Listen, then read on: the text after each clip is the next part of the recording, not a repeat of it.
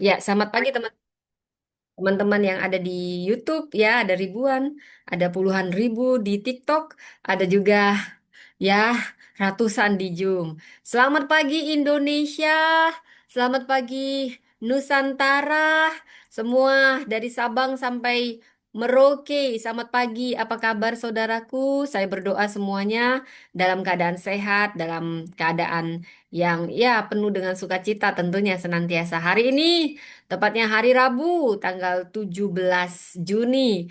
Mungkin Anda punya deadline, jangan lupa. Baik saudara, sebentar kita akan dengarkan firman Tuhan, namun saya ajak kita berdoa kembali sebelum kita deklarasi iman ya. Mari kita berdoa, Roh Kudus, ambil alih hambamu yang akan memberitakan firman-Mu, sembunyikan di balik kuasa salib-Mu, penuhi dengan hikmat, otoritas, wibawa ilahi. Roh Allah bekerja, hamba hanya memberitakan kebenaran firman-Mu, pasti memberitakan kebenaran firman-Mu, namamu yang ditinggikan, diagungkan, tutup bungkus jaringan WiFi, semua perangkat elektronik bekerja dengan baik. Keluarga kami tutup bungkus dengan darah Kristus. Yang sakit disembuhkan, yang berbeban berat mendapat kelegaan. Pada saat firman-Mu diberitakan, tidak ada firman yang kembali sia-sia. Semuanya menghidupkan, semuanya menutrisi, mengoreksi, mendewasakan kami. Di dalam nama Tuhan Yesus kami berdoa. Amin. Selamat pagi bagi Anda yang baru pertama kali. Apa kabar saudaraku? Semoga semuanya sehat ya. Saudara yang terkasih, saat ini saya ajak kita deklarasi iman dulu. Ikuti saya. Ada kuasa dalam perkataan. Katakan, dalam nama Tuhan Yesus, aku berharga yang dimerdekakan. Dalam nama Tuhan Yesus, aku diampuni, dikasihi, diberkati, dilindungi. Dalam nama Tuhan Yesus, aku makmur, sehat, dan utuh. Dalam nama Tuhan Yesus, aku teguh dalam iman, penuh hikmat. Aku berbakat, percaya diri, kreatif, kompeten. Dalam nama Tuhan Yesus, aku disiplin, fokus, penuh motivasi. Dalam nama Tuhan Yesus, aku diperlengkapi, diurapi, diterima, diakui. Dalam nama Tuhan Yesus, aku pribadi sukses di atas rata-rata karena statusku anak Allah yang maha tinggi. Semua rancangan Tuhan dalam hidupku pasti terjadi. Anda yang sakit, deklarasikan dengan penuh iman dalam nama Tuhan Yesus. Oleh bilur darah Yesus, aku sudah sembuh, aku sehat, aku panjang umur, aku awet muda, aku memenuhi apa yang menjadi destiny Allah. Anda yang mungkin kesulitan keuangan, mulai deklarasikan kemenangan dalam Kristus. Dalam nama Tuhan Yesus, Allahku Jehovah Jireh, terbuka pintu kesempatan, ide-ide baru, bisnisku, usahaku dibuat Tuhan berhasil dan beruntung. Di dalam nama Tuhan Yesus. Terjadilah.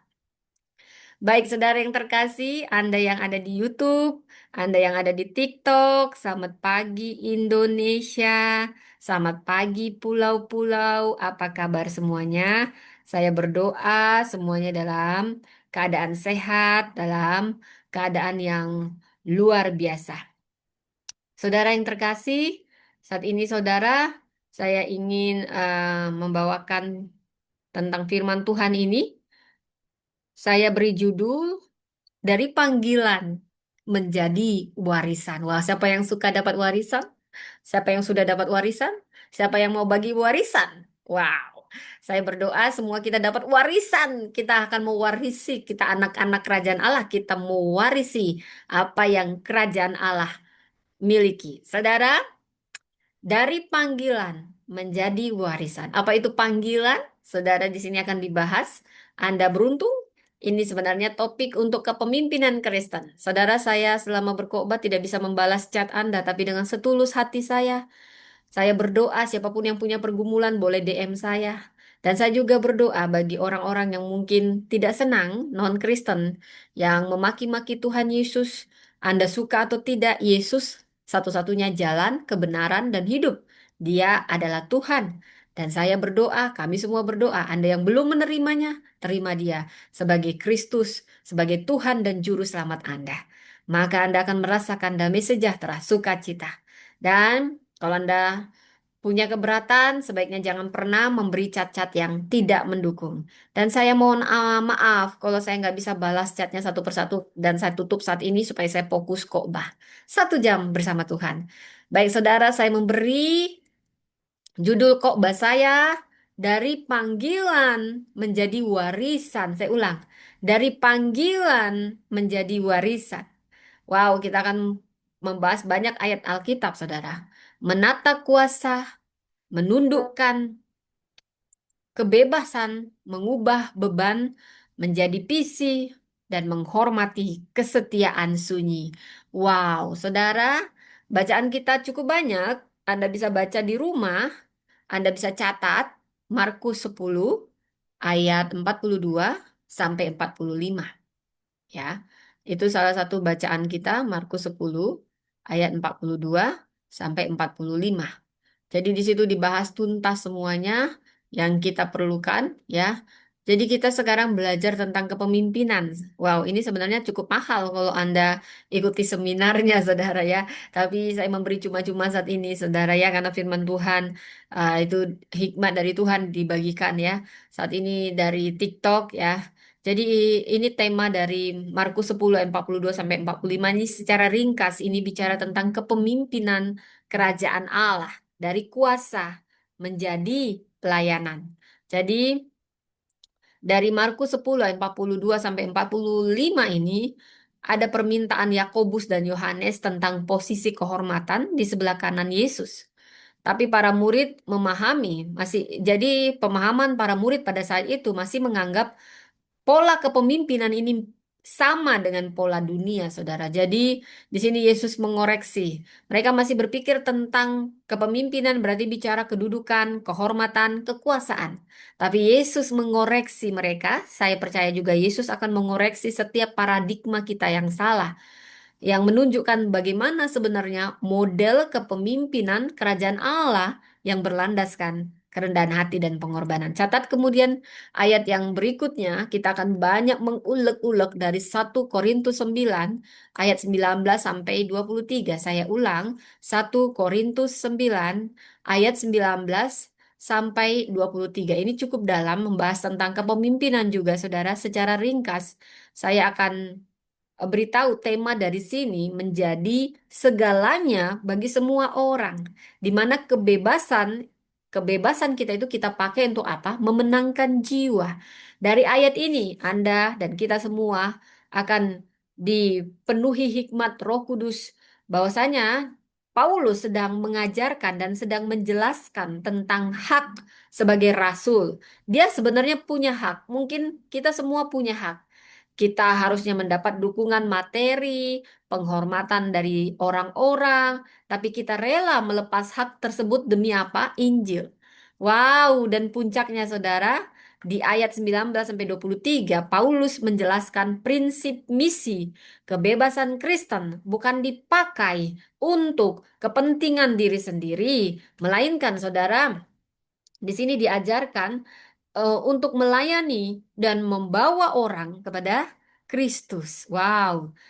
Kemudian kita juga akan diajari oleh sosok yang sangat cantik, jelita, anggun, elegan, cantik luar dalam. Wow. Dan doanya sangat powerful, namanya Esther.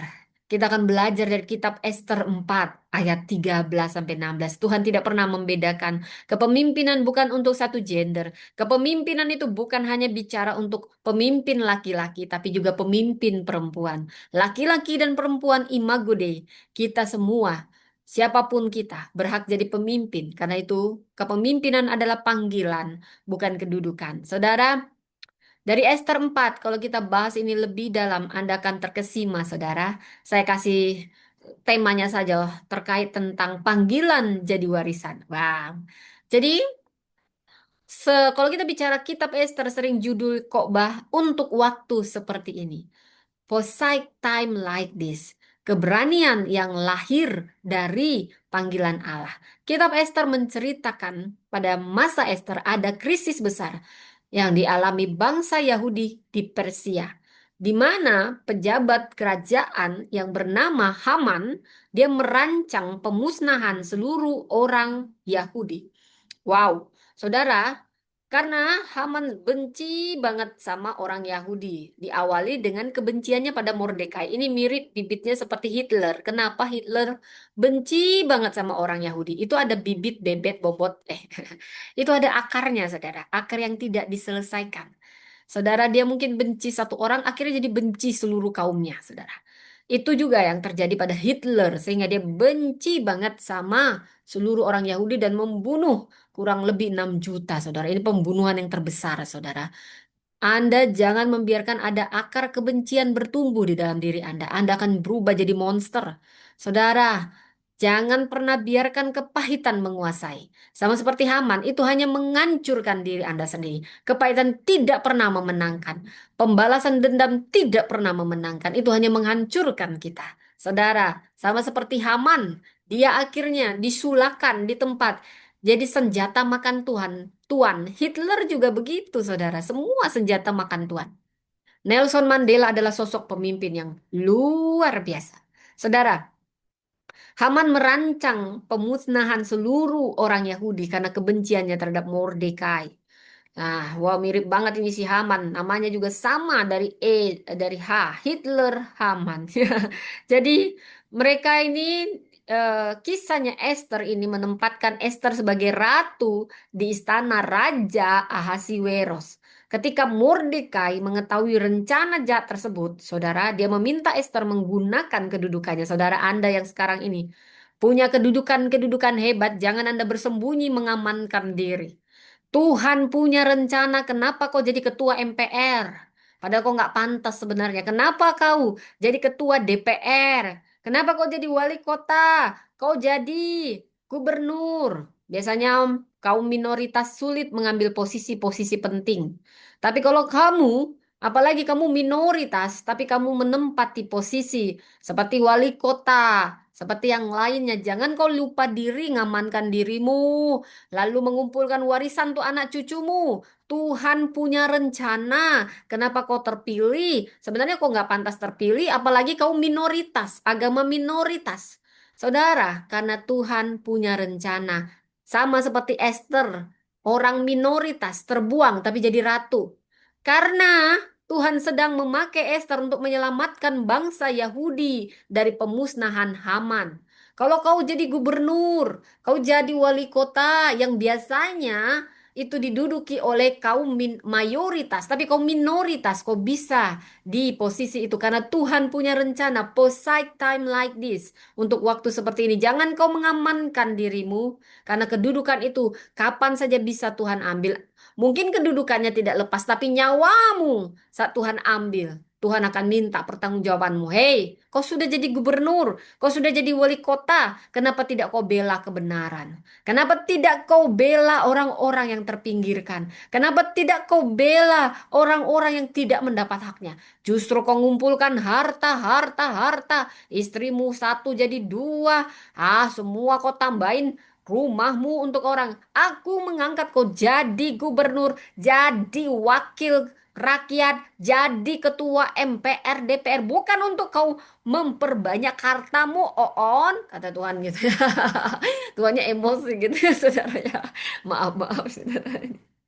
Jadi Anda, kalau Anda ya, mungkin Anda jadi ketua camat ya. Jadi bukan janganlah kita bicara wali kota. Anda jadi ketua RT aja ya.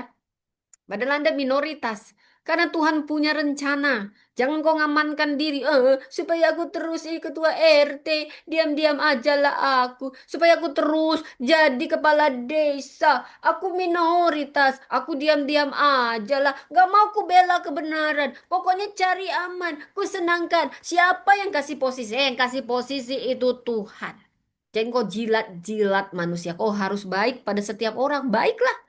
Tapi nggak usah jadi penjilat ya. Karena yang kasih promosi adalah Tuhan. Eh, Jadi kalau kau dikasih suatu posisi, Tuhan punya rencana. Jangan kau lupa diri. Karena kapan saja Tuhan bisa ambil. Tapi ada pertanggungjawaban untuk itu. Kita belajar dari Esther. Esther tahu diri. Dia jadi ratu sejagat tapi dia nggak lupa diri. Banyak orang langsung lupa diri, melayang. Dia di atas langsung melayang, saudara. Karena akarnya nggak kuat. Tapi Esther akarnya kuat, pondasinya kuat, tahu diri. Ke atas nggak melayang, dihina nggak putus asa. Karena akarnya kuat. Saudara, Haman mau memusnahkan dan Esther dipakai Tuhan. Dia tempatkan Esther yang bukan siapa-siapa jadi ratu, ratu kesayangan Raja Ahasiweros. Dan bukan hanya karena kecantikannya, tapi hikmat. Bagaimana persiapannya, bagaimana doanya. Wow, Esther ini cantik luar dalam, saudara. Saya berdoa siapapun yang mendengar ini, khususnya para perempuan, Anda seperti Esther. Apalagi kalau Anda ikut kontes Miss Universe. Jangan lupa diri. Ada teman saya Mrs. Worldwide, baru Mrs. Worldwide. Baca WA aja sombongnya minta ampun, saudara. Inilah orang-orang dari hal sederhana bisa kelihatan dia mulai lupa diri, saudara ya. Ini pendetanya minum kopi dulu ya. Saya mohon maaf, cat saya tutup ya, saudara. Yang beri salam, selamat pagi Nusantara, selamat pagi Indonesia. Baik, dan kita juga akan membaca dari Nehemia. Wow, saya suka sekali kisah Nehemia, kepemimpinannya luar biasa. Nehemia 1 ayat 3 sampai 11. Wow, mungkin saya ringkas ya, karena kita nggak sempat eksegesis. Karena ini panjang, sudah sampai 2 jam nanti kita belajar kepemimpinan. Dari panggilan menjadi warisan. Wow, wow, wow, wow. Jadi kalau kita eksegesis kisahnya Nehemia ini banyak memperlengkapi kita sebagai pemimpin. Saya memberi tema untuk ini dari Nehemia 1 khususnya ayat 3 sampai 11. Dari air mata menjadi tindakan, dari hati yang terbebani oleh panggilan Allah. Jadi Nehemia dimulai, dia ini Nehemia siapa? Dia juru minuman, dia sudah nyaman dengan posisinya di kerajaan. Dia orang kepercayaan Raja Artasasta di Persia. Dia terima kabar tentang kondisi Yerusalem. Mungkin Anda yang sudah maju, sudah sukses di perantauan, tirulah Nehemia. Nggak lupa diri. Dia tidak lupa kampung halamannya. Dia tidak lupa keluarganya, saudara. Walaupun dia sudah sangat berhasil di perantauan. Nehemia ini sudah sangat berhasil di Persia. Tapi dia dengar kabar kampung halamannya, kondisi Yerusalem. Temboknya runtuh, pintu gerbangnya terbakar. Nehemia terpukul, padahal dia bukan nabi, dia bukan imam, dia hanya juru minuman Raja Persia. Dia teringat kampung halamannya, Yerusalem, Yerusalem. Dia mendengar dari orang, Nehemia, Yerusalem temboknya runtuh. Nehemia, Yerusalem pintunya terbakar. Nehemia langsung terbeban. Ada rasa yang begitu, Tuhan, pulihkan kampung halamanku Yerusalem. Saudara, bagi bangsa Israel, tembok bukan sekedar bangunan. Ini simbol perlindungan, identitas, dan kehormatan. Kehormatan, jadi ini luar biasa. Nehemia ini punya hati yang begitu besar dan mengasihi bangsanya. Jadi kalau dulu beda sekarang, jadi tembok itu adalah simbol kehormatan bangsa. Jadi dia hanya mendapat informasi tapi itu jadi beban ilahi baginya. Oh, tembok Yerusalem, dia jauh di Persia, dia teringat Yerusalem, kampung halamannya. Dia berdoa, oh Tuhan pulihkan. Saudara mungkin Anda digerakkan Tuhan, Anda terbeban mungkin bukan pada kampung halamanmu, mungkin pada banyak hal. Kau teringat tiba-tiba keluarga tempat di mana kau pernah ditampung, rumahnya mungkin terbakar, atau kau dari panti asuhan, atau kau dari STT, atau kau dari manapun, kau punya beban untuk membangun kembali. Di mana asalmu, saudara? Itu adalah suatu beban yang Tuhan taruh. Jangan kau abaikan beban itu. Bawa dalam doa seperti Nehemia ini. Punya hati yang tulus murni, hati yang benar-benar mau membangkitkan apapun.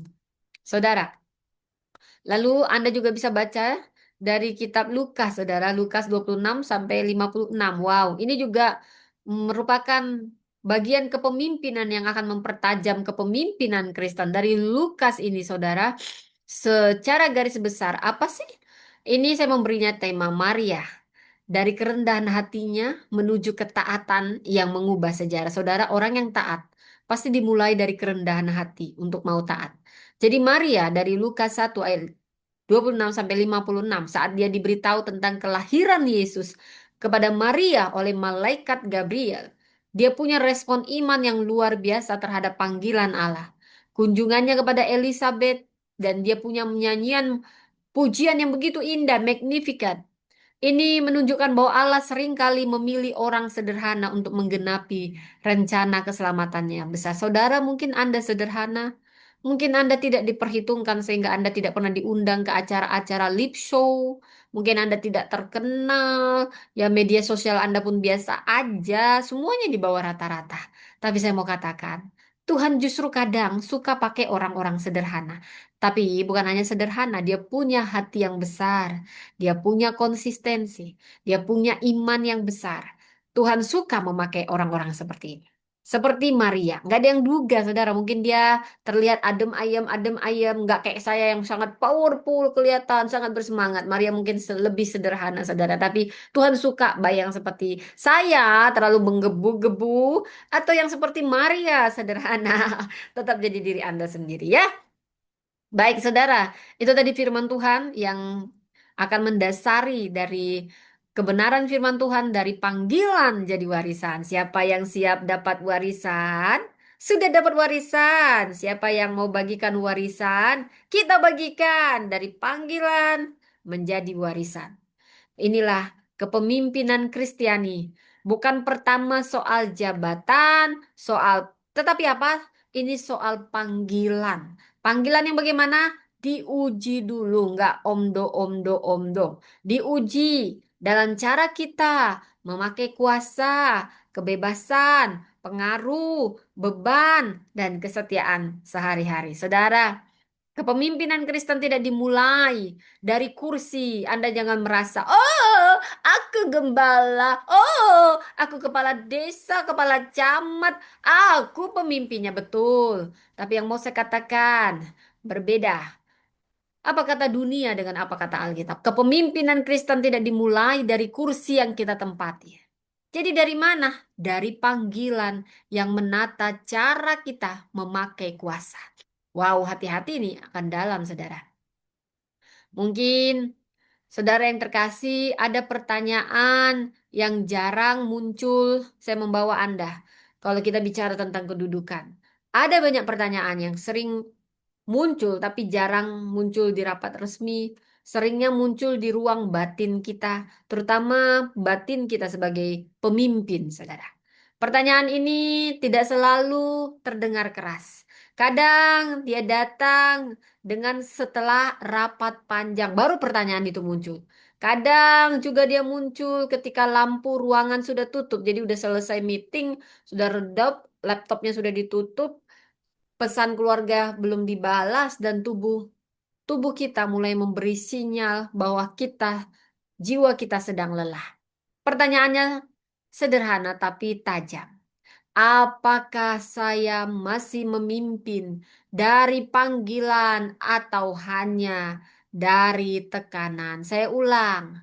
Ini akan menjadi refleksi diri kita sebagai pemimpin yang sangat dalam. Pertanyaan ini saya doakan semakin tajam bagi kita semua, khususnya para pemimpin. Apakah kita masih memimpin dari panggilan atau hanya dari tekanan? Saudara, apakah pelayanan kita masih lahir dari kasih kita kepada Allah atau sebenarnya sudah berubah menjadi cara agar kita tetap dibutuhkan? Apakah target kita benar-benar memperlengkapi orang atau hanya jaga citra organisasi? Kok benar-benar memperlengkapi atau sekedar jaga citra aja, saudara? Apakah kuasa yang kita pegang membuat orang lain lebih aman, lebih bertumbuh. Nah, kalau bicara lebih bertumbuh, hati-hati nih. Banyak pemimpin merasa terancam dengan orang yang lebih baik, sehingga dia takut dia lebih bertumbuh. Sehingga yang dia lakukan menahan dan tidak memberi ruang bagi orang. Mungkin pendidikannya lebih tinggi, nggak pernah dikasih kesempatan khotbah, kesempatan apapun. Nah, inilah ciri pemimpin yang sudah salah. Kalau Anda dengar ini, bertobatlah Anda. Kalau Anda salah satu pelaku begini, bertobatlah Anda. Banyak kali dosa Anda. Apalagi kalau Anda ada tua sakit-sakitan, bertobat Anda sebagai pemimpin. Kalau Anda menghambat pertumbuhan orang hanya karena Anda merasa terancam, apalagi karena pendidikannya lebih tinggi, apalagi karena dia perempuan, bertobatlah Anda. Saya mengatakan itu karena saya sangat mengasihi Anda. Anda begitu jahat sebagai pemimpin. Karena Anda memegang kuasa untuk menahan orang lain tidak bertumbuh atau tidak membiarkan dia bertumbuh supaya dia pergi pelan-pelan. Anda jahat. Mungkin di mata manusia Anda bisa menyembunyikannya, tapi di mata Tuhan Anda salah dan Anda sudah gagal jadi pemimpin. Karena saya mengasihi Anda, saya menegur Anda supaya jangan banyak lagi korban Anda buat hanya karena Anda terancam karena Anda punya hati yang kecil sebagai pemimpin.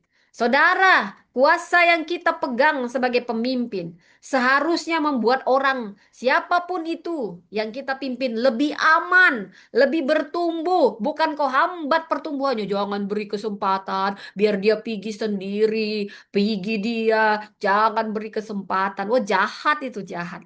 Padahal Anda ngomong mengasihi, Anda khotbah begini-begini. Padahal hati Anda terancam. Jahat Anda sebenarnya. Apalagi Anda menghambat pertumbuhan orang. Gereja fungsinya bukan menghambat pertumbuhan orang. Gereja fungsinya untuk mengupgrade, bukan mendowngrade. Jahat Anda yang mendowngrade, downgrade. Dia tidak rendah hati. Anda yang sombong, bukan dia. Bertobatlah Anda, karena saya mengasihi Anda. Jadi, seharusnya kuasa yang kita pegang membuat orang lain lebih aman, lebih bertumbuh, lebih merdeka. Bukan membuat mereka jadi lebih takut atau lebih kecil. Berarti Anda gagal. Anda salah sebagai pemimpin. Saudara, apakah kesibukan yang kita sebut tanggung jawab masih membawa kehidupan? Atau sebenarnya sedang menggerus keluarga, tubuh, relasi, dan kejujuran hati? Saudara, pertanyaan seperti ini tidak hanya hidup di ruang gereja. Dia muncul di rumah saat ibu atau ayah harus memilih antara hadir bagi anaknya atau mengejar tanggung jawab yang tampaknya lebih besar.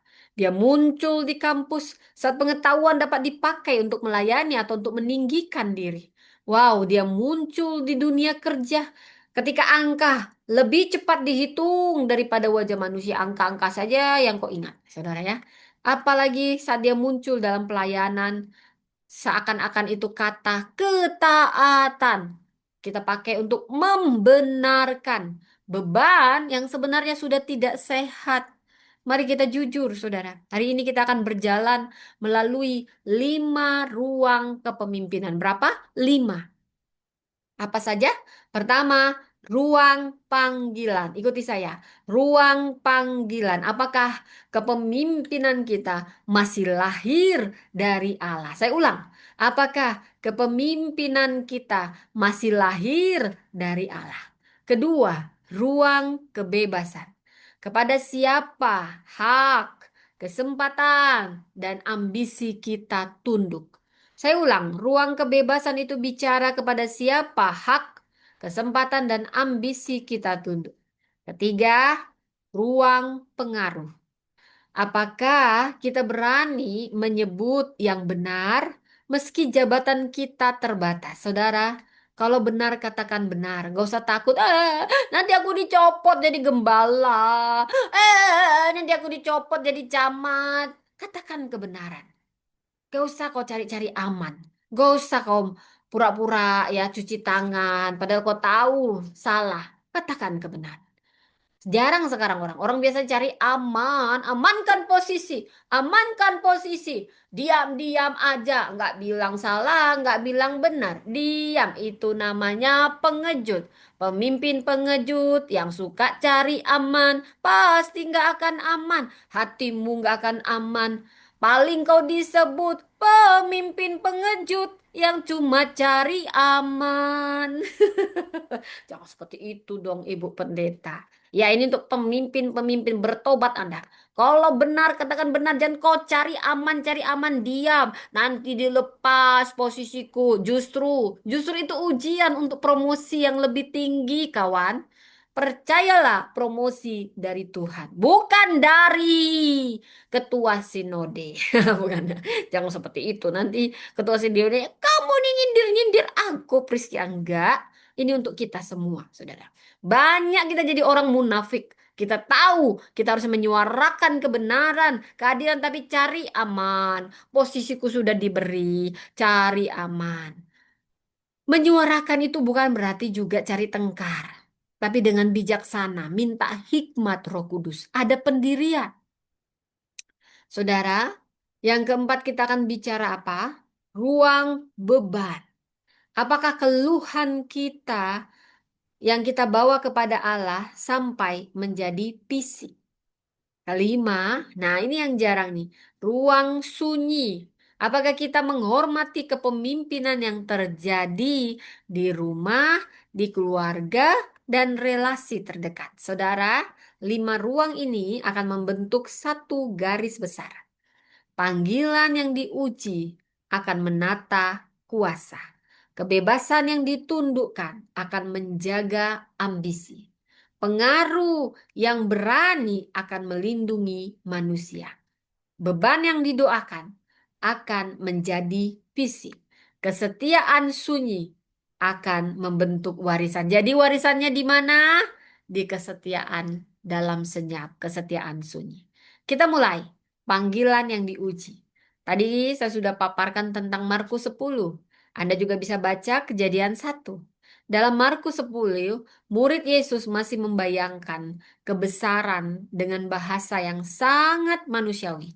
Posisi, kehormatan, tempat di kanan dan kiri, pengakuan, status, pengaruh. Jadi mereka tidak jauh dari kita, saudara.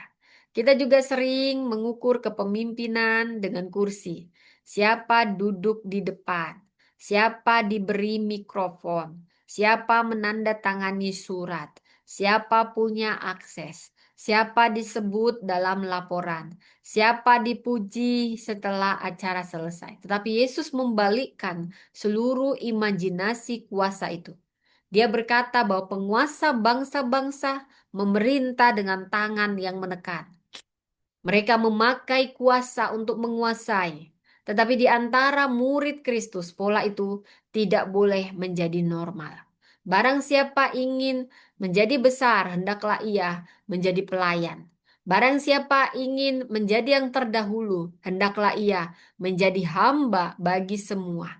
Karena anak manusia datang bukan untuk dilayani, melainkan untuk melayani dan memberikan nyawanya menjadi tebusan bagi banyak orang. Ini bukan sekedar ajaran moral tentang menjadi orang baik. Ini adalah pembongkaran total atas cara kita memahami kuasa. Yesus tidak berkata, jangan punya pengaruh. Ia tidak berkata, jangan memimpin. Ia tidak berkata, jangan menerima tanggung jawab. Yang Yesus bongkar adalah cara kuasa dipakai. Kuasa dalam kerajaan Allah tidak bergerak naik untuk membesarkan diri. Kuasa bergerak turun untuk memberi hidup. Nah, di sini kita perlu ingat Kejadian 1 ayat 27. Manusia diciptakan menurut gambar dan rupa Allah. Sebelum manusia kerja, berhasil, gagal, memimpin, melayani, dipuji atau dikritik, manusia sudah memiliki martabat dari Allah. Ya, saudara, saya sambil minum kopi dulu ya.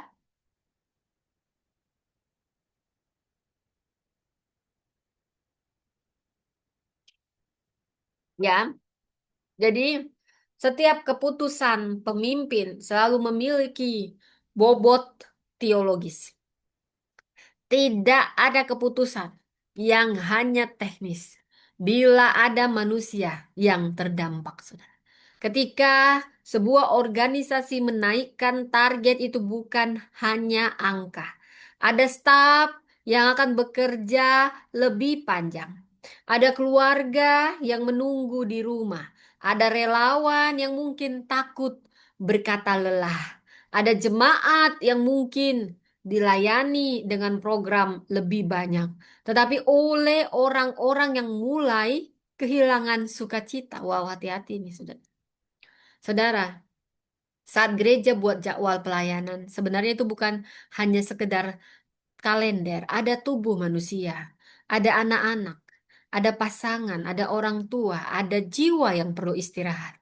Saat seorang pemimpin membuat keputusan, sebenarnya dia sedang menjawab pertanyaan ini. Apakah orang yang terdampak sedang saya perlakukan sebagai gambar Allah atau hanya fungsi dalam sistem saya? Saudara, dalam bab pertama kehidupan kepemimpinan Kristen bukanlah strategi, bukan metode, bukan visi besar, bukan struktur organisasi. Saudara, bab pertama adalah panggilan yang diuji. Bukan apakah saya punya jabatan, tetapi apakah cara saya memakai kuasa masih tunduk kepada Kristus? Apakah saya berhasil? Bukan itu, saudara, pertanyaannya. Tapi apakah orang di bawah pengaruh saya menjadi lebih manusiawi, lebih aman, lebih bertumbuh, lebih dekat kepada kebenaran? Bukan. Nah, itu yang benar pertanyaannya maksudnya.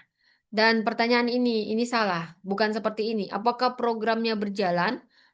Bukan itu pertanyaannya. Sebenarnya lebih dalam. Apakah dalam prosesnya martabat manusia tetap dijaga? Saudara, saya selalu terkesima dengan Nelson Mandela. Pernah menjadi gambaran historis yang kuat tentang ujian kuasa. Setelah puluhan tahun di penjara, ia memasuki ruang kuasa ketika bangsanya terluka. Kuasa yang kembali ke tangannya dapat dipakai sebenarnya untuk balas dendam. Ku balas kamu yang memasukkan aku ke dalam penjara. Dasar kamu ya. Kulihat nanti. Kutunjukkan siapa aku. Aku yang berkuasa. Tidak. Nelson Mandela tidak seperti itu. Saya percaya dia belajar kekristenan. Namun dunia mengingatnya. Terutama karena dia memilih melepas pengampunan. Jalan rekonsiliasi. Ada visi yang lebih besar daripada ego saya. Yaitu untuk kesatuan bangsa. Rekonsiliasi nasional. Wow. Dia ini bukan tokoh yang sempurna, saudara Nelson Mandela, dan tidak perlu dijadikan standar teologi sebenarnya. Tapi kisah itu jadi cermin. Panggilan tidak hanya diuji saat kita tidak punya kuasa. Panggilan justru diuji ketika kuasa akhirnya berada di tangan kita. Kau akan terlihat ya. Siapa kau sebenarnya akan terlihat saat kau punya kuasa yang powerful. Kelihatan ini. Ada juga orang baru dia nggak kaya-kaya amat juga sombong banget gerejanya juga nggak besar-besar amat semua pendeta dia jelek-jelekkan saudara. Aduh, dia maki-maki hanya karena uang 500.000 saudara. Mau pakai Kalpores lah, inilah, itulah. Dia maki-maki orang yang nggak berat, yang dia tahu nggak mampu saudara. Ini power abuse karena dia merasa oh aku kok yang apa orang ini nggak lemah lembut yang kayak gini karena dia memakai kuasa untuk merendahkan orang. Kau akan kelihatan saat kuasa ada di tanganmu siapa kau sesungguhnya. Seringkali karakter seseorang tidak tampak saat dia lemah. Aduh, aku orang susah, maka wajahmu pun agak susah-susah. Tapi saat kau punya kesempatan untuk menekan, oh, aku sudah ketua STT-nya. Aku sudah ketuanya di sini. Siapa yang coba-coba ku singkirkan? Ini orang-orang yang nggak berhati besar, nggak berjiwa besar ini. Cuma nanti jadi pemimpin kata dalam tempurung, saudara ya. Tuk, gitu-gitu ya saudara ya. Jangan begitu dong. Ibu Priscilla tentu ya saudara. Saat kita punya kuasa untuk membalas. Apakah kau memilih membalas? Atau kau akan mencari jalan rekonsiliasi untuk visi yang lebih besar? Saudara, saat kita bisa menentukan nasib orang lain, saat kita bisa menutup suara yang mengganggu, sebenarnya disitulah panggilan kita paling diuji.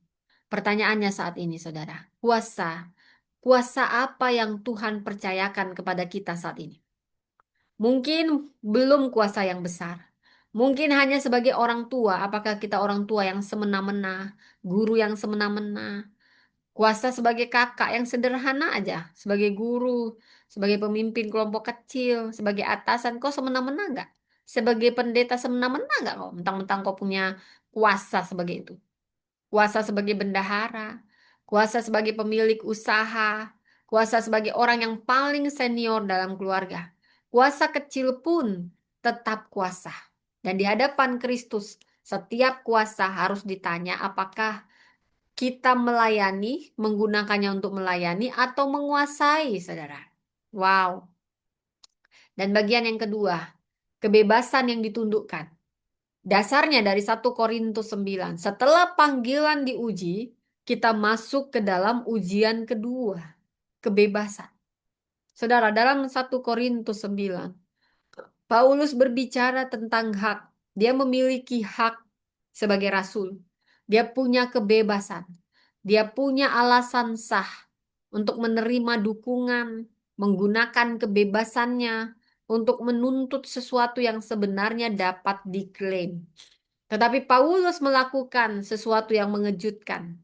Tidak menjadikan haknya sebagai pusat. Dia berkata bahwa sekalipun dia bebas terhadap semua orang, dia menjadikan dirinya hamba dari semua orang supaya ia memenangkan sebanyak mungkin orang. Jadi Paulus tidak sedang mengajarkan kepalsuan. Dia tidak sedang berkata, jadilah bunglon rohani. Dia tidak sedang berkata, senangkan semua orang. Ia juga tidak sedang mengajarkan pelayanan tanpa batas hingga tubuhnya hancur dan keluarganya diabaikan. Tidak. Yang Paulus tunjukkan adalah kebebasan yang sudah menemukan Tuhan yang benar. Dia bebas, tapi kebebasannya tidak menjadi milik ego. Dia bebas, tapi kebebasannya tunduk kepada Injil. Dia bebas, tapi kebebasannya diarahkan oleh kasih. Ini sangat relevan bagi kita karena banyak keputusan kepemimpinan bukan hanya soal benar dan salah secara kasas, banyak keputusan berada di wilayah kesempatan yang tampak baik. Promosi itu baik, tetapi apakah promosi itu menata panggilan atau menarik saya menjauh dari panggilan? Target itu baik, tapi apakah target itu memperbesar kesetiaan saya atau hanya memperbesar nama saya? Pengakuan itu tidak selalu salah, saudara. Tapi apakah pengakuan itu menjadi ruang pengaruh atau menjadi altar kecil bagi ego kita? Saudara, hak itu sah, sah saja. Tapi apakah hak itu sedang melayani kasih atau sedang menjadi pusat hidup kita? Banyak pemimpin jatuh bukan karena hal yang jelas jahat, tapi sering hal yang baik yang pelan-pelan jadi tuan.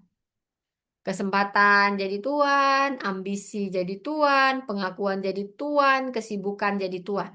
Bahkan pelayanan pun jadi tuan, dan kita tidak lagi tunduk kepada Kristus. Kita dapat begitu sibuk melakukan pekerjaan Tuhan sampai kita tidak lagi memberi Tuhan hak untuk menata hidup kita. Kita dapat berkata ini pelayanan, padahal sebagian darinya adalah kebutuhan untuk dibutuhkan. Kita dapat berkata ini tanggung jawab, padahal sebagian darinya adalah ketakutan hilang kontrol. Kita dapat berkata oh ini panggilan, padahal sebenarnya kita tidak berani berkata tidak. Dan bila kita membaca 1 Korintus 9 ini akan sangat menolong kita. Paulus, dia bukan orang tanpa hak, tetapi dia tahu bahwa hak yang tidak ditundukkan kepada Injil dapat berubah menjadi pusat baru. Dia tidak bertanya apakah yang dapat saya klaim. Dia bertanya apa yang membuat Injil tidak terhalang dan orang lain dilayani dengan kasih. Saudara, Mother Teresa sering dipakai sebagai gambaran pengorbanan. Tapi kita harus hati-hati agar tidak meromantiskan kemiskinan atau menjadikan luka orang miskin sebagai panggung kesalehan kita. Namun, Sebagai analogi, ada satu pertanyaan yang berguna. Kebebasan seperti apa yang ditundukkan ketika seseorang meninggalkan kenyamanan demi melayani mereka yang tidak dihitung dunia sebagai penting? Pertanyaan itu bukan hanya untuk biarawati, pendeta, atau aktivis sosial. Itu pertanyaan bagi semua pemimpin Kristen. Kebebasan apa yang sedang Tuhan minta untuk kita tundukkan? Kebebasan untuk selalu benar, untuk membalas, untuk diterima semua orang, untuk mengambil semua peluangkah? Atau kebebasan untuk terus berkata, ya, hidup tanpa akuntabilitas? Saudara, kebebasan Kristen bukan kebebasan untuk membenarkan semua pilihan. Kebebasan Kristen adalah kebebasan dari ego agar kita dapat melayani Kristus. Saudara, panggilan bukan alasan untuk melarikan diri dari tanggung jawab. Panggilan adalah cara Allah menata tanggung jawab. Panggilan, kadang panggilan itu berkata, terima promosi itu karena di sana ada ruang pelayanan baru. Kadang panggilan berkata, tunda dulu karena keluargamu sedang rapuh. Kadang panggilan berkata, terima tetapi dengan batas. Kadang panggilan berkata, lepaskan karena kesempatan ini akan membuatmu kehilangan jiwa. Kadang panggilan tidak memberi jawaban cepat. Tetapi percaya ini memberi pusat yang benar. Yang jadi pertanyaannya bagi kita, kepada siapa kebebasan kita sedang tunduk? Kepada siapa kebebasanmu sedang tunduk? Karena bila kebebasan tidak tunduk kepada Kristus, ia akan tunduk kepada sesuatu yang lain. Ego, ketakutan, gengsi, uang, citra, tekanan, atau pengakuan manusia. Kita masuk bagian yang ketiga. Pengaruh ketika jabatan terbatas. Seperti kisah Esther. Saya ulang. Pengaruh ketika jabatan terbatas. Sekarang kita masuk ke ruang ketiga. Kita bicara pengaruh.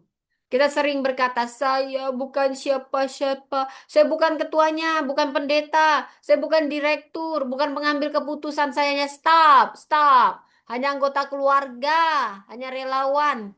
Kalimat itu bisa jujur, tidak semua orang punya wewenang yang sama, benar. Tidak semua orang punya akses yang sama, tidak semua orang aman untuk berbicara di ruang yang sama. Tapi kalimat itu juga bisa menjadi tempat persembunyian kita. Kitab Ester akan membawa kita ke ruang yang rumit. Saat Ester berada di istana, bukan ini bukan ruang aman. Dia dekat dengan raja, tapi aksesnya dibatasi. Dia punya posisi, tetapi posisi tidak otomatis memberinya kebebasan penuh. Saat umatnya terancam, Mordekai kirim pesan yang mengguncang dia. Jangan kira engkau akan terluput hanya karena kau berada di istana. Siapa tahu, mungkin justru untuk saat seperti ini, engkau boleh kedudukan sebagai ratu. Jadi kalimat untuk saat seperti ini sering dikutip dengan cepat, tetapi kita tidak boleh membacanya secara dangkal. Esther tidak sedang berada dalam seminar motivasi. Dia menghadapi risiko nyata. Datang kepada raja tanpa dipanggil dapat berarti kematian, saudara. Dan dia berespon tidak sembrono. Dia tidak berkata, baik saya nekat. Nggak gitu juga, saudara. Dia meminta umat berpuasa. Dia berdoa bergantung pada Allah. Dia membawa keputusan itu ke dalam kesungguhan komunitas. Dia menimbang resiko, baru bertindak, bukan nekat. Inilah pengaruh yang ditata oleh iman, bukan manipulasi, bukan reaksi emosional, bukan keberanian yang cari panggung, tapi keberanian yang baca konteks, cari dukungan, menimbang konsekuensi, melangkah dengan setia. Esther bahkan tidak menyebut nama Allah secara eksplisit, tapi justru dalam keheningan kita melihat pemeliharaan Allah melalui waktu, posisi, keberanian, keputusan manusia. Allah tidak selalu menulis namanya di permukaan peristiwa, tetapi ia tetap bekerja di kedalaman sejarah. Saudara, di sini kita belajar posisi tidak pernah netral. Saya ulang, Posisi tidak pernah netral. Anda yang coba diam-diam, apalagi orang-orang pragmatis, mau netral-netral cari aman, hati-hati Anda. Esther bisa berkata, saya hanya bertahan hidup di istana ini. Bisa, tapi Mordekai mengingatkan bahwa posisimu itu yang tampaknya nyaman itu bisa jadi tempat ujianmu sebenarnya, ujian moralmu, ujian promosimu. Hal yang sama juga terjadi dalam hidup kita. Mungkin saat seorang staf melihat kebijakan kantor yang merugikan pekerja kontrak, ya bukan direktur, tapi ya punya data, dia mengenal wajah orang yang terdampak. Dia bisa menyusun catatan, dia bisa minta waktu bicara, dia bisa cari jembatan. Seorang anggota gereja melihat relawan muda mulai kelelahan. Dia bukan ketua majelis, tapi dia bisa bertanya, apakah sistem pelayanan kita sedang membentuk atau menguras? Saudara, seorang anak dalam keluarga besar mungkin melihat ibunya selalu menanggung beban finansial keuangan dan juga ada beban emosional. Dia bukan kepala keluarga, tetapi dia bisa memulai percakapan yang selama ini dihindari. Mungkin Anda mahasiswa yang melihat teman Anda dipermalukan. Anda bukan dosen, tapi Anda bisa menjadi saksi kebenaran. Saudara, ketika sekalipun jabatan kita terbatas, tanggung jawab kita tetap ada, belum tentu hilang. Namun kita harus hati-hati. Ini khotbah bukan sedang mendorong kita nekat. Saya nggak suruh Anda nekat, tapi membuka diri. Ini juga tidak sedang membuka diri pada bahaya dan nggak perlu Anda menanggung resiko yang nggak perlu Anda tanggung. Esther, dia tidak bertindak sembrono. Dia berpuasa, dia menimbang jalur, dia bergerak dengan hikmat. Saya suka Malala Yousafzai dalam dunia modern saat ini. Ini cermin suara tanpa jabatan tinggi. Dia bukan siapa-siapa, sangat mudah. Tetapi ketika bicara tentang hak anak perempuan untuk belajar, kita tidak boleh memakai kisah seperti ini untuk memaksa semua orang, terutama anak perempuan atau kelompok rentan, mengambil resiko yang sama. Tapi kisah seperti itu harus membuat kita bertanya, bukan hanya siapa yang berani bicara, tapi siapa yang melindungi orang yang bersuara. Suara yang perlu, yang benar perlu ruang. Ruang itu harus dijaga agar orang yang bersuara tidak dikorbankan oleh cerita heroik orang lain. Maka aplikasi bagian ini sederhana tapi serius. Mungkin kita bisa gunakan 3 pertanyaan ini. Yang pertama, konteks. Apa sebenarnya yang terjadi? Siapa yang terdampak? Siapa yang pegang keputusan? Dan jalur apa yang tersedia? Kedua, keberanian. Kebenaran yang perlu disebut dan bentuk tindakan apa yang paling bertanggung jawab. Ketiga, konsekuensi. Apa yang terjadi bila saya diam? Apa yang terjadi bila saya bicara? Diam juga mengambil keputusan. Dia hanya sering menyembunyikan tanda tangannya. Tapi berbicara juga harus ditata oleh kasih, oleh hikmat dan akuntabilitas. Esther mengajarkan kita bahwa pengaruh bukan pertama-tama kemampuan membuat orang kagum. Pengaruh adalah keberanian moral untuk membawa kebenaran ke ruang keputusan demi melindungi kehidupan. Saudara, bagian yang keempat kita akan bicara tentang beban yang menjadi visi. Kisah Nehemia. Setelah seseorang berani menyebut yang benar, perjalanan belum selesai, saudara. Kebenaran yang dilihat seringkali berubah jadi beban. Nehemia dengar kabar tentang Yerusalem. Orang-orang yang terluput berada dalam kesukaran besar.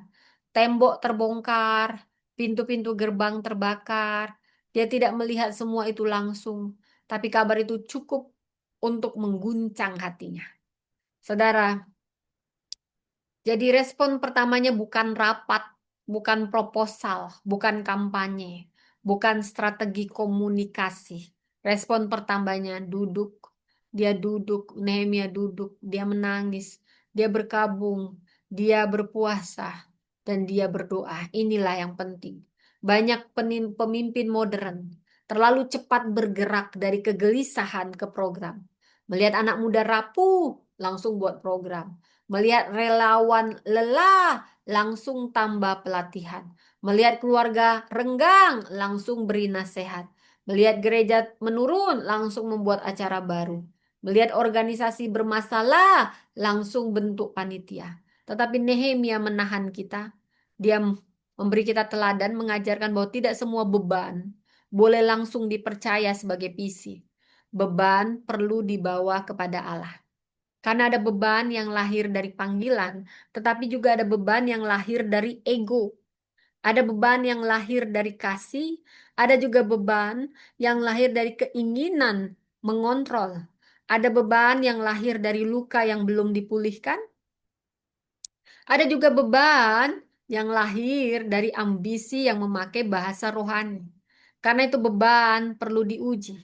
Nehemia berdoa dengan pengakuan dosa. Ia tidak hanya menyalahkan orang lain. Dia berkata, kami telah berdosa. Ia mengingat siapa Allah. Ia mengingat perjanjian Allah. Ia membawa realitas yang rusak ke hadapan Allah, yang kudus dan setia. Tetapi doa Nehemia tidak menjadi alasan pasif. Setelah berdoa, dia menunggu lama, dia berbicara kepada raja, dia meminta izin. Dia minta surat, dia pergi, dia memeriksa tembok di malam hari, dia melihat fakta sebelum membangun narasi. Dia mengajak umat membangun. Disinilah kita menemukan keseimbangan yang sangat indah. Doa tidak menggantikan perencanaan. Perencanaan tidak menggantikan ketergantungan. Pemimpin Kristen tidak boleh berkata, "Saya sudah berdoa lalu membuat rencana." Tetapi dia juga tidak boleh berkata, "Saya punya rencana lalu tidak pernah membawa rencana itu kepada Allah." Beban yang tidak dibawa kepada Allah mudah berubah menjadi keluhan. Beban yang didoakan dapat menjadi visi. Keluhan ini melihat kerusakan, tetapi sering tidak membawa arah. Ambisi dapat memakai kerusakan sebagai panggung diri. Kegiatan bisa memperlihatkan kesibukan tanpa menyembuhkan luka utama. Visi lahir ketika beban diuji dalam doa, diterjemahkan menjadi arah, diwujudkan menjadi strategi serta kerjasama kerja bersama, saudara. Kita bisa belajar dari Abraham Lincoln sebagai analogi sejarah. Jadi ada Emancipation Proclamation pada 1863 sering dilihat ini keputusan moral besar dalam sejarah Amerika.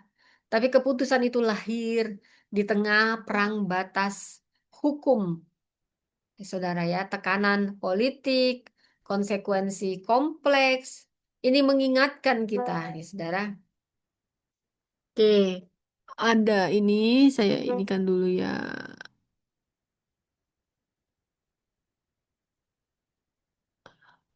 Oke, sebentar ini puzzle-nya. Puzzle-nya harus disatukan dulu, kalau nggak nanti lip TikTok-nya mati. Selamat bergabung bagi Anda yang bergabung. Mohon maaf ya kalau saya tidak baca chatnya karena panjang sekarang kok banyak tentang kepemimpinan sebagai dosen kepemimpinan ya saudara ya.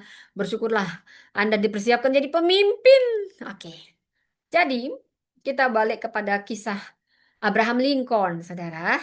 Ada moral besar dalam sejarah Amerika, tetapi keputusan itu lahir di tengah perang, batas hukum, tekanan politik, konsekuensi kompleks. Ini mengingatkan kita bahwa beban moral jarang hadir dalam situasi yang bersih dan sederhana.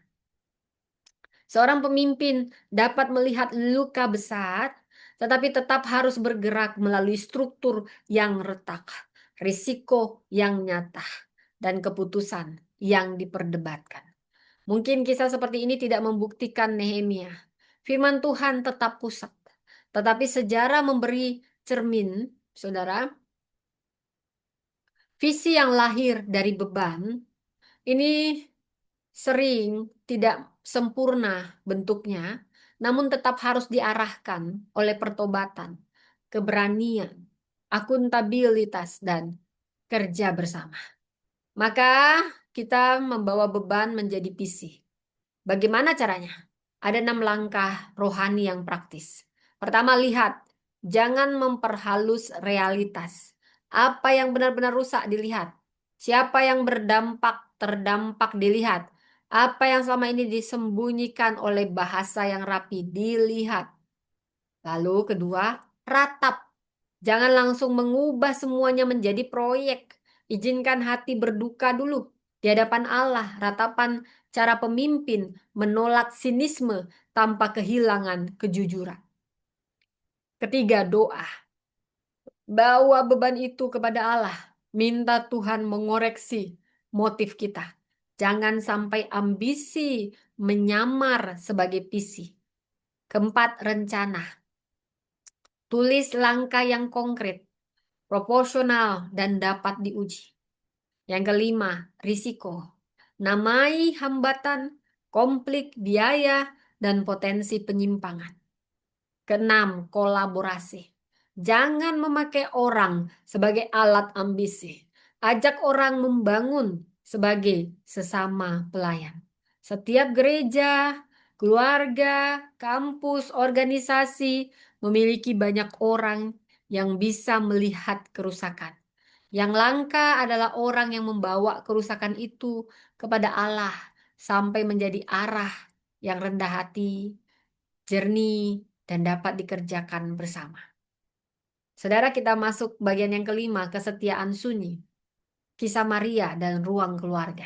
Kita tiba di ruang yang sering dianggap kecil, yaitu keluarga. Setelah berbicara tentang panggilan, kebebasan, pengaruh, dan visi, kita mungkin membayangkan bahwa puncak kepemimpinan selalu ada di ruang publik. No. Mimbar, panggung, rapat, jabatan, kebijakan, gerakan besar bukan hanya itu ruang kepemimpinan. Alkitab justru akan sering membawa kita ke ruang yang sunyi. Wow, ruang yang sunyi. Mari kita belajar dari Lukas 1. Allah datang kepada Maria, bukan di istana, bukan di pusat politik, bukan di ruang lembaga keagamaan. Maria ada di mana? Di Nazaret. Masih muda, tunangan Yusuf. Tidak berada dalam posisi sosial yang kuat. Tapi Allah datang lebih dahulu. Panggilan Maria tidak lahir dari ambisinya, lahir dari inisiatif Allah. Maria menerima firman itu dengan ketaatan. Sesungguhnya aku ini hamba Tuhan, jadilah padaku menurut perkataanmu. Namun ketaatan Maria tidak pasif, tidak sekedar diam dan hilang. Dia pergi kepada Elizabeth, dia cari persekutuan, dia terima konfirmasi rohani dalam relasi. Dia menyanyikan Magnificat, sebuah nyanyian yang sangat kuat. Allah meninggikan yang rendah, mengenyangkan yang lapar, menurunkan yang berkuasa dari tahtanya. Maria menyimpan perkara dalam hati, tetapi ia juga bersuara profetis. Ini penting, terutama ketika kita bicara tentang perempuan dan keluarga. Saudara, khotbah ini tidak sedang berkata bahwa perempuan harus menanggung semua beban rumah dengan senyum rohani, bukan.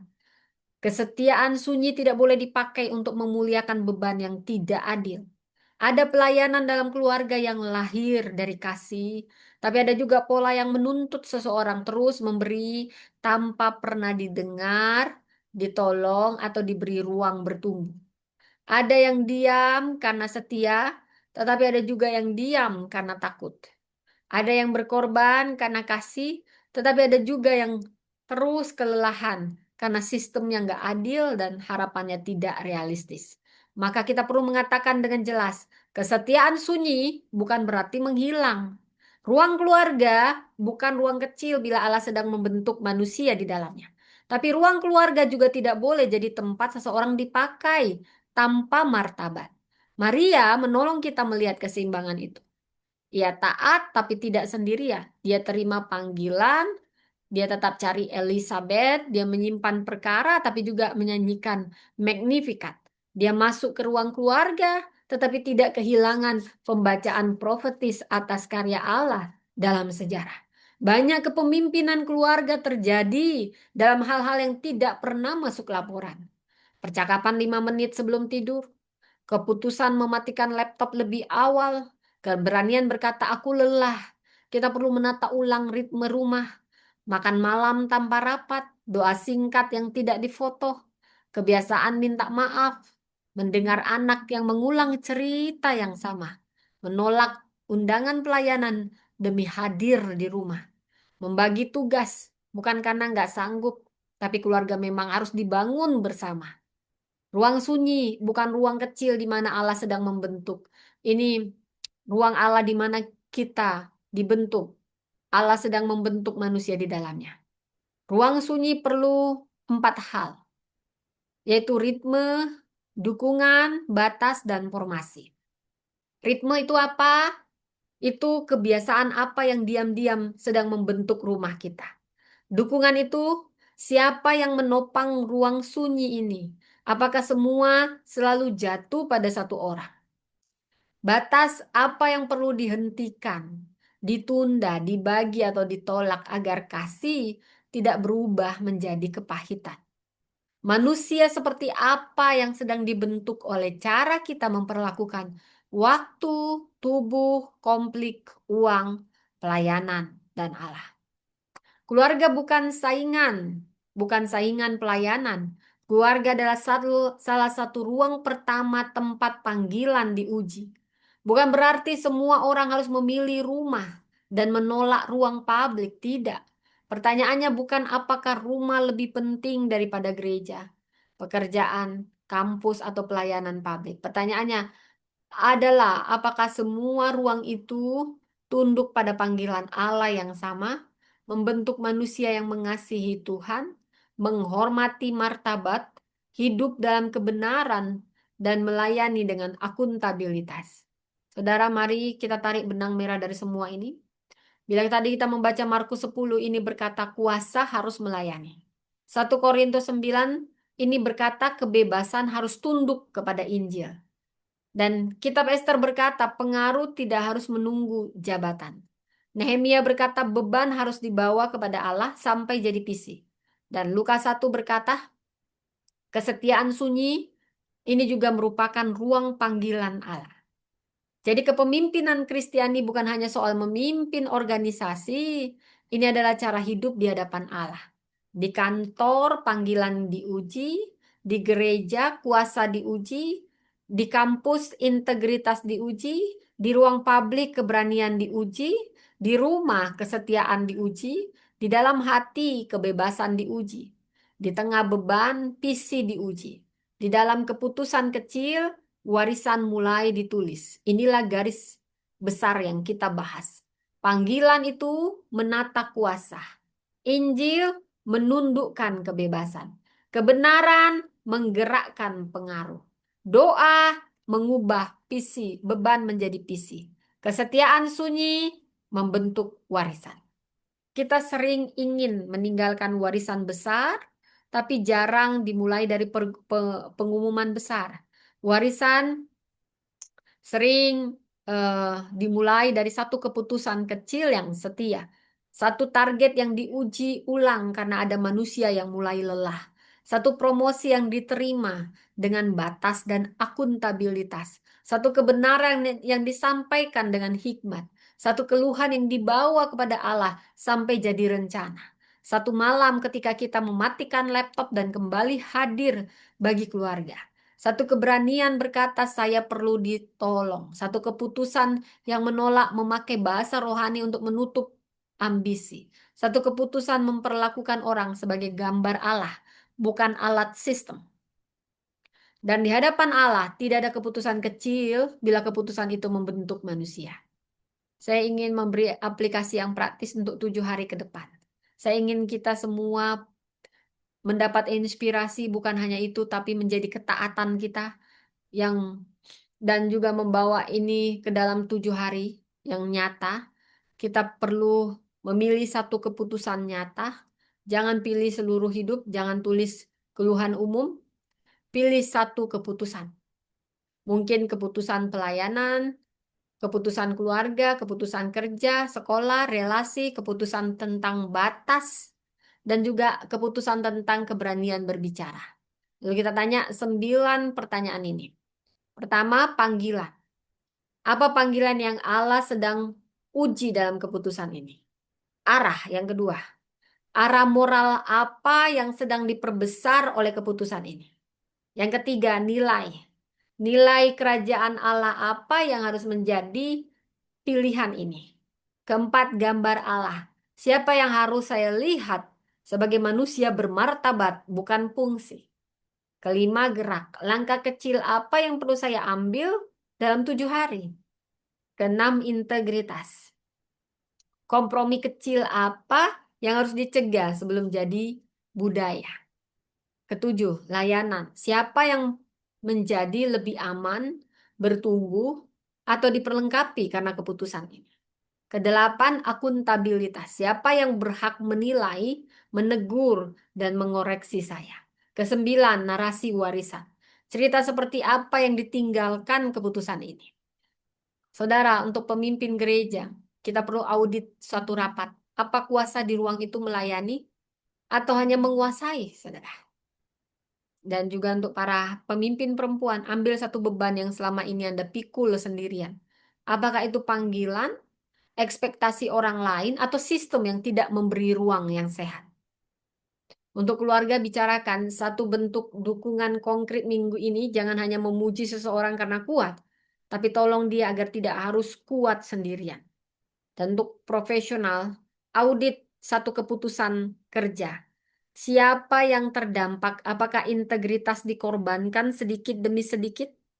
Dan untuk dosen, guru, mentor, lihat satu ruang pembinaan. Apakah Anda hanya memberi nilai dan instruksi atau sedang membentuk karakter? Untuk anak muda, jangan tunggu punya jabatan untuk hidup benar. Tapi juga jangan nekat tanpa hikmat. Karena itu perlu pembimbing. Baca konteks, bertindak setia, saudara. Dan tanyakan apakah satu keputusan minggu ini akan membuat orang lain melihat Kristus atau hanya melihat ego kita. Saudara, di hadapan Kristus yang melayani, pada akhirnya semua pembicaraan tentang kepemimpinan membawa kita kembali kepada Kristus. Kristus adalah pemimpin yang tidak memakai kuasa untuk mengamankan diri, tetapi memberikan diri. Kristus adalah raja yang tidak membangun tahta dengan menindas, tetapi memikul salib. Kristus adalah guru yang membasuh kaki para muridnya. Kristus adalah Tuhan yang melihat wajah manusia yang diabaikan. Kristus adalah anak Allah yang bebas tetapi menundukkan dirinya dalam ketaatan kepada Bapa. Kristus adalah dia yang berkata bahwa kebesaran sejati ditemukan dalam pelayanan. Jadi hari ini panggilan kita bukan pertama-tama jadi pemimpin yang lebih sibuk. Panggilan kita adalah jadi pemimpin yang lebih setia. Lebih setia dalam memakai kuasa, menundukkan kebebasan, membawa kebenaran, lebih setia dalam mendoakan beban, setia dalam ruang sunyi, setia dalam keputusan kecil yang membentuk warisan. Saudara, barangkali hari ini Tuhan tidak minta kita membuat keputusan besar. Mungkin Tuhan hanya minta satu keputusan kecil. Ayo pergi minta maaf, belajar mendengar. Ayo ditunda dulu, belajar menolak dengan baik, belajar menerima dengan batas yang baik. Berbicaralah dengan penuh hikmah, berdoalah sebelum bereaksi, tulislah rencana, minta akuntabilitas, pulanglah lebih awal. Hormatilah setiap orang yang selama ini hilang dalam angka kita. Keputusan mungkin tidak akan dilihat banyak orang. Tetapi di hadapan Allah, keputusan kecil yang taat dapat menjadi benih warisan besar. Karena kepemimpinan Kristen tidak dimulai dari kursi yang ditempati, tapi dari panggilan yang menata cara seorang memakai kuasa. Warisan Kristen tidak dimulai dari nama yang diabadikan. Ia dimulai dari manusia yang diperlakukan dengan martabat, dibentuk dalam kasih, diperlengkapi dalam kebenaran, dituntun semakin dekat pada Kristus. Amin. Mari kita berdoa. Tuhan, Kau pemimpin sejati yang bukan hanya datang untuk dilayani, tapi melayani. Ampuni kami bila memakai kuasa untuk menguasai, memakai panggilan untuk menutupi ambisi, memakai pelayanan untuk menghindari kejujuran, atau memakai kesibukan untuk melupakan wajah manusia. Tundukkan kebebasan kami kepada Injil-Mu, murnikan ambisi kami, beri kami keberanian seperti Esther, hikmat untuk membaca waktu, beri kami hati seperti Nehemia, tidak berhenti pada keluhan, membawa beban kepadamu, sampai menjadi PC yang setia. Beri kami ketaatan seperti Maria yang menerima firman, mencari persekutuan, memuliakan Engkau dalam ruang yang tidak selalu terlihat. Tolong kami memilih satu keputusan setiap hari. Keputusan yang lebih setia, menjaga martabat, membuka ruang akuntabilitas, keputusan yang membentuk warisan. Kiranya kuasa kami menjadi pelayanan, kebebasan kami jadi ketaatan, pengaruh kami jadi perlindungan, beban kami jadi visi, dan kesetiaan sunyi kami jadi warisan yang memuliakan Kristus. Dalam nama Tuhan Yesus kami berdoa. Amin. Demikian firman Tuhan. Anda yang ada di YouTube, saya sudahi dulu. Tuhan memberkati.